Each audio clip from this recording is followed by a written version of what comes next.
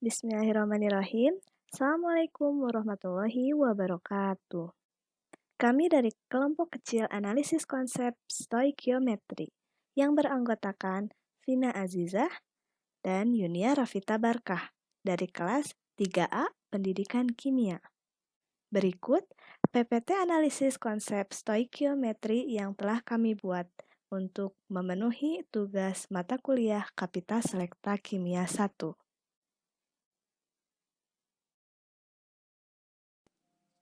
Tabel analisis konsep materi stoikiometri. Kami akan menjelaskan analisis konsep materi stoikiometri yang telah kami buat. Massa atom yang luar biasa kecil didasarkan pada skala isotop karbon 12. Satu atom karbon 12 ditetapkan memiliki massa tepat sebesar 12 satuan massa atom SMA. Untuk bekerja dengan skala yang lebih nyaman, yaitu gram, kimiawan menggunakan massa molar. Massa molar karbon 12 adalah tepat 12 gram dan mengandung atom sebanyak satu bilangan Avogadro, yaitu 6,022 kali 10 pangkat 23. Massa molar unsur-unsur lain juga dinyatakan dalam gram dan mengandung jumlah atom yang sama. Massa molar suatu molekul adalah jumlah dari massa molar atom-atom. Nah, untuk massa molar, untuk massa atom, massa suatu atom terkait erat dengan jumlah elektron, proton, dan neutron yang dimiliki atom tersebut. Berdasarkan perjanjian internasional, satu atom dari isotop karbon disebut karbon 12 yang memiliki massa tepat 12 satuan massa atom SMA. Atom karbon 12 dipakai sebagai standar sehingga satu satuan atom didefinisikan sebagai suatu massa yang besarnya tepat sama dengan 1/12 dari satu atom karbon 12.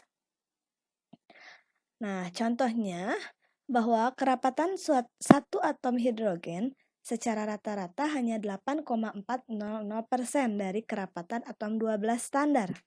Jika kita menerima bahwa massa atom karbon 12 adalah tepat 12 SMA, satuan massa atom, maka massa atom hidrogen tentunya adalah 0,8400 kali 12 satuan massa atom atau 1,008 SMA. Nah, perhitungan serupa menunjukkan bahwa massa atom oksigen adalah 16,00 SMA dan massa atom besi adalah 55,85 satuan massa atom SMA. Lalu, massa molar unsur. Nah, satuan massa atom memberikan skala relatif dari massa berbagai unsur. Tetapi karena atom hanya mempunyai massa yang sangat kecil, tidak ada skala yang dapat digunakan untuk menimbang suatu massa atom dalam satuan yang terkalibrasi. Dalam situasi sebenarnya, kita berurusan dengan sampel-sampel besar dengan jumlah atom yang luar biasa besarnya. Karena itu akan lebih baik apabila kita memiliki satuan khusus untuk menyatakan jumlah atom yang sangat besar. Lalu, mol. Mol adalah banyaknya suatu zat yang mengandung entitas dasar sebanyak jumlah atom yang terdapat dalam tepat 12 gram. Nah, isotop karbon 12. Jumlah atom sebenarnya di dalam 12 gram karbon 12 ditentukan melalui percobaan. Jumlah ini disebut bilangan Avogadro. Untuk menghormati ilmuwan Italia, Amedeo Avogadro, nilai yang diterima saat ini adalah 6,022 kali 10 pangkat 23. Nah, untuk contoh yang menunjukkan bahwa bilangan Avogadro dapat digunakan untuk mengubah satuan massa atom menjadi massa dalam gram dan sebaliknya. Konsep bilangan Avogadro dan massa molar memungkinkan kita untuk melakukan konversi antara massa dan mol atom, dan antara jumlah atom dan massa, serta menghitung massa dari satu atom. Kita akan menggunakan faktor-faktor satuan ini dalam perhitungan, yaitu 1 mol X per massa molar dari X sama dengan 1. Atau 1 mol X per 6,022 kali 10 pangkat 23 atom X sama dengan 1. Di mana X melambangkan unsur.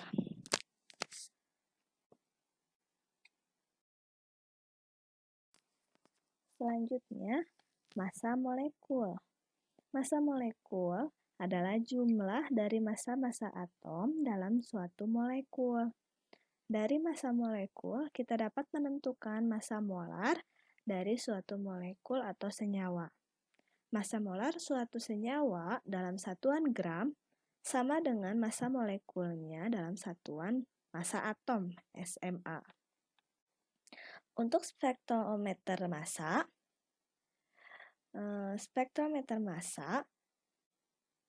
merupakan suatu metode yang paling langsung dan paling akurat untuk menentukan massa atom dan molekul. Nah, suatu sampel gas ditembakkan oleh aliran elektron berenergi tinggi. Tumbukan antara elektron dan atom gas menghasilkan ion positif dengan terlepasnya satu elektron dari tiap atom atau molekul. Ion-ion positif ini dipercepat oleh dua lempeng yang bermuatan listrik berlawanan saat ion-ion tersebut melewatinya. Setelah melewati kedua lempeng, ion-ion ini dibelokkan oleh sebuah magnet sehingga bergerak melengkung. Jari-jari lintasan tergantung pada perbandingan antara muatan listrik dan massa. Ion-ion dengan perbandingan muatan listrik dan massa lebih kecil mempunyai lintasan seperti kurva dengan jari-jari yang lebih besar daripada ion-ion yang memiliki perbandingan muatan listrik dan massa lebih besar. Sehingga ion-ion dengan muatan listrik sama, tetapi massanya berbeda, akan terpisah satu sama lain. Massa dari setiap ion ditentukan oleh sejauh mana ion-ion tersebut dibelokkan. Akhirnya, ion-ion tersebut sampai pada sebuah detektor yang mencatat arus listrik dari tiap sejenis ion. Jumlah arus listrik yang dihasilkan sebanding dengan jumlah ion, sehingga kita dapat menentukan kelimpahan relatif dari isotop-isotopnya. Untuk persen komposisi senyawa, persen komposisi merupakan persentase massa dari tiap unsur yang terkandung dalam suatu senyawa. Persen komposisi ini diperoleh dengan membagi massa tiap unsur dalam 1 mol senyawa. Dengan massa molar senyawa tersebut dikalikan 100%. Secara sistematis kita dapat menuliskan sebagai persen komposisi suatu unsur sama dengan N dikali massa molar unsur per massa molar senyawa dikali 100%. Nah, N adalah jumlah mol unsur dalam satu senyawa. Nah, untuk selanjutnya rumus empiris. Rumus empiris merupakan rumus yang dapat diketahui melalui percobaan. Kita dapat menentukan rumus empiris senyawa jika kita mengetahui persen komposisinya yang memungkinkan kita untuk mengidentifikasi senyawa melalui suatu percobaan.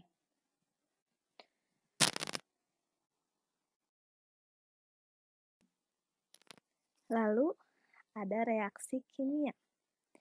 Nah, reaksi kimia itu suatu proses yang mana zat atau senyawa diubah menjadi satu atau lebih senyawa baru untuk berkomunikasi satu sama lain tentang reaksi kimia. Para kimiawan menggunakan cara standar untuk menggambarkan reaksi tersebut melalui persamaan kimia. Persamaan kimia menggunakan lambang kimia untuk menunjukkan apa yang terjadi saat reaksi kimia berlangsung. Nah, untuk menuliskan reaksi kimia, ada yang dikatakan reaktan dan produk. Kita ambil contoh, misalnya 2H2O ditambah O2 menghasilkan 2H2O.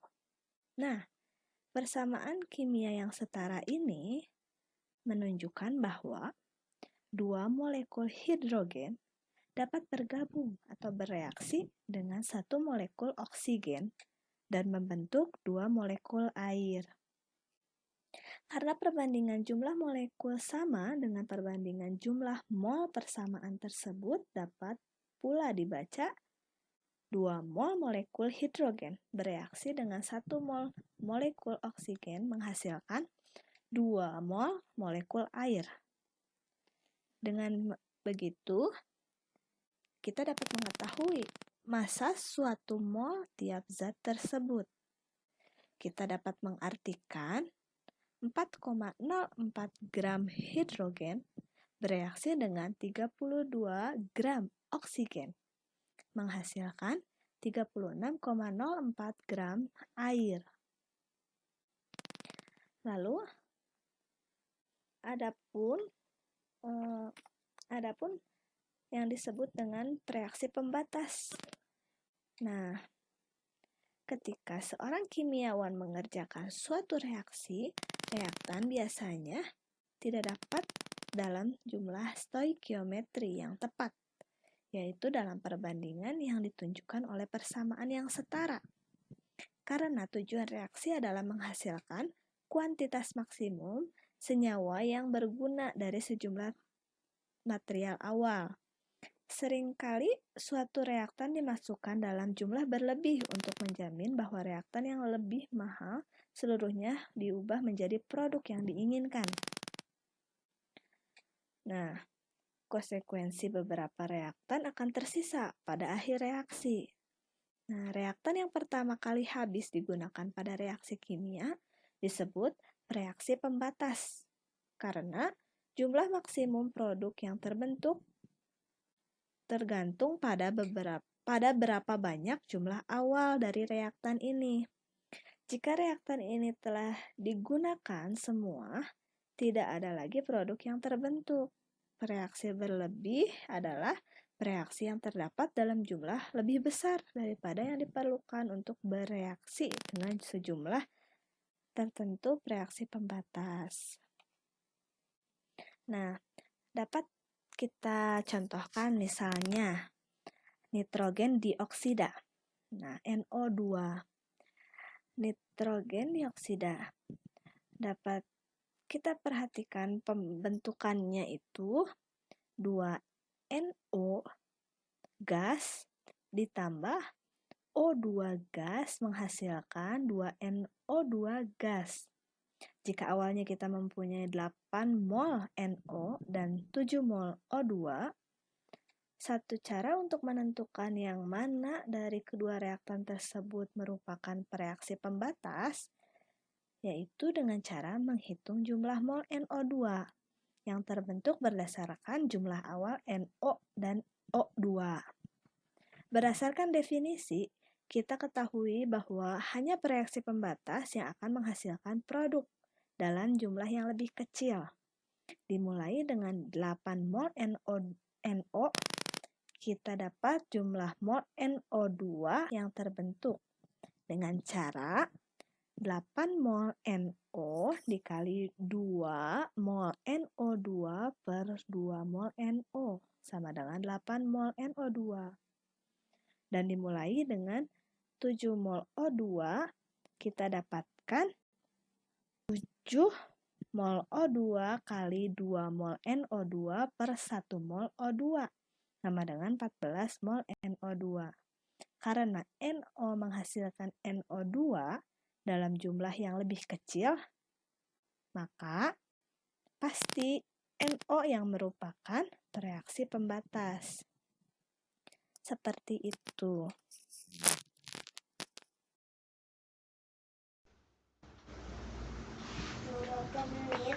Ya, terima kasih kepada moderator yang telah memberikan kesempatan kepada saya Selanjutnya di sini label konsepnya ada hasil reaksi dan definisi konsepnya yaitu hasil dari jumlah produk yang terbentuk jika seluruh reaksi pembatas terpakai pada reaksi. Selanjutnya ada atribut kritis.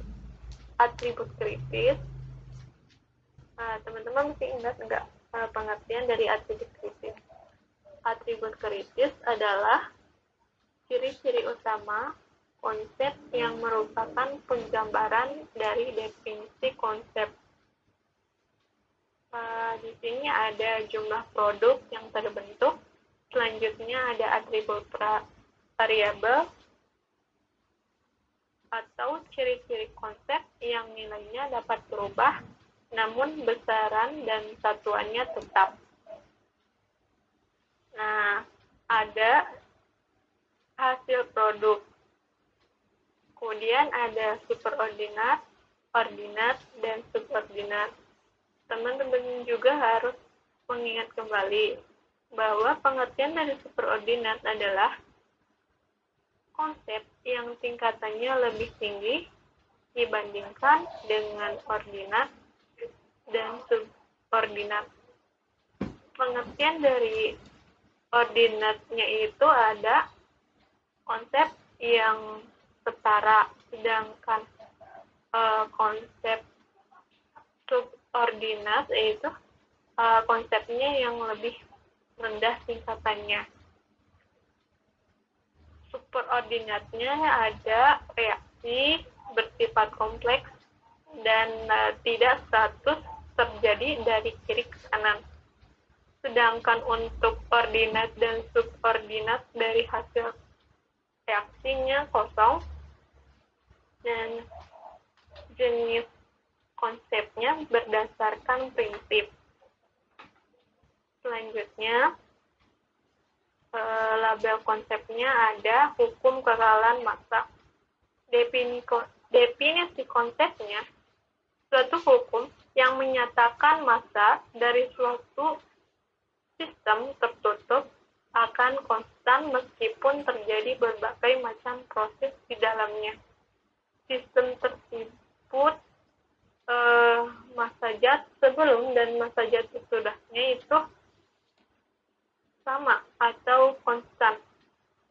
Atribut kritisnya ada massa zat sebelum, massa zat sesudah, sistem tertutup, dan hukum. Atribut variabelnya yaitu ada reaksi kimia. Dan untuk superordinatnya kimia, teknik kimia. Maksudnya di sini, hukum kekalahan massa berguna atau berfungsi untuk ilmu kimia dan teknik kimia. Selanjutnya, di ordinat ada mekanika. Nah, di sini hukum kekalahan konsep juga berfungsi untuk ilmu mekanika. Selanjutnya, di subordinat, hukum kekalahan massa juga berguna untuk dinamika dan fluida. Jenis konsep yang digunakan yaitu konsep berdasarkan prinsip. Dan untuk contohnya, yaitu ada reaksi antara hidrogen yang ditambahkan dengan oksigen yang akan menghasilkan air. Di mana hidrogen massanya 2 gram dan oksigen massanya 16 gram. Maka akan menghasilkan air sebanyak atau massanya 18 gram. Di sini dikarenakan massa zat sebelum dan massa zat sesudah itu pasti sama atau konstan. Dan untuk non-contohnya itu kosong.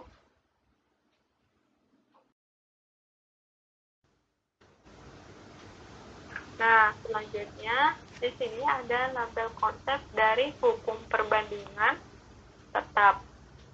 definisi konsepnya ada hukum yang menyatakan bahwa suatu senyawa kimia terdiri dari unsur-unsur dengan perbandingan massa yang selalu tepat sama. Atribut kritisnya atau ciri-ciri utama konsepnya ada unsur-unsur perbandingan, massa, dan hukum. Selanjutnya ada atribut variabel. Atribut variabel atau ciri-ciri konsep yang nilainya dapat berubah, namun besaran dan satuannya tetap, yaitu ada reaksi kimia. Superordinat dan ordinatnya kosong, dan begitu juga untuk subordinatnya. Jenis konsep dari hukum perbandingan yaitu menggunakan konsep berdasarkan prinsip. Untuk contohnya di sini ada karbon dioksida dapat dibuat berbagai metode. Nah, ada juga massa oksigen yang bergabung dengan massa karbon tetap, yaitu 12. Memiliki perbandingan bilangan bulat sederhana, yaitu 16:32, atau bisa disederhanakan menjadi 1/2. Non-contohnya kosong. Kemudian yang terakhir ada hukum Gay-Lussac. Definisi konsepnya yaitu hukum yang menyatakan perbandingan antara volume gas reaktan dan produk dapat dinyatakan dengan bilangan bulat sederhana. Selanjutnya ada atribut kritisnya, yaitu ada hukum, volume gas, reaktan, dan gas produk. Selanjutnya ada atribut variabel. Ada reaksi kimia, tekanan, temperatur, dan konstanta.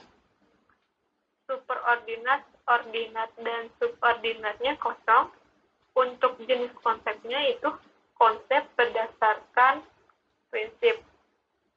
Selanjutnya untuk contohnya yaitu ada botol yang tertutup atau kaleng aerosol. Jika dilemparkan ke api, maka akan meledak karena naiknya tekanan gas di dalamnya. Dan selanjutnya ada reaksi 2A dengan fasa gas bereaksi dengan 3B dengan fasa gas.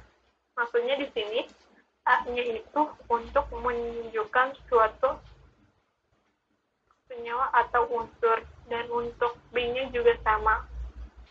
2 atau 3-nya itu menunjukkan koefisiennya, dan gasnya itu fasanya. Untuk non-contohnya kosong. Terima kasih atas perhatiannya. Kurang lebihnya mohon maaf. Wabillahi taufiq wal hidayah. Wassalamualaikum warahmatullahi wabarakatuh.